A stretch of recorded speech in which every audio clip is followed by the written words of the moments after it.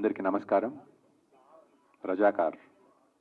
So ఈ cinema గురించి మాట్లాడాలంటే ఫస్ట్ మనము గూడూరి నారాయణ రెడ్డి గారి గురించి మాట్లాడాలి.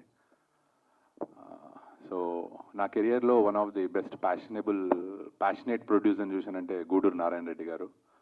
సో ఒక్కొక్క ఎపిసోడ్ ఒక్కొక్క హైలైట్ అండి. అంటే చాలా ఎపిసోడ్స్ ఉన్నాయి ఇందులో. ఒకళ్ళ గురించి మాట్లాడాలంటే అంటే అందరి గురించి మాట్లాడాలంటే టైం పడుతుంది. So one of the best films.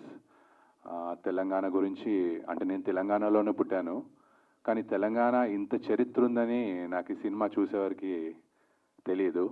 యాటా Satyanarayana గారు అనా దీనమ్మ ఇంత కష్టపడ్డారా మన పూర్వీకులు, మన యాన్సిస్టర్స్ అనేది సినిమా ద్వారా చాలామందికి తెలిసిందంటే నాకు వచ్చిన కాల్స్ ప్రకారం అందరూ అంటున్నారు, అరే ఇంత ఇంత చరిత్ర ఉంది ఆ సినిమా కానీ.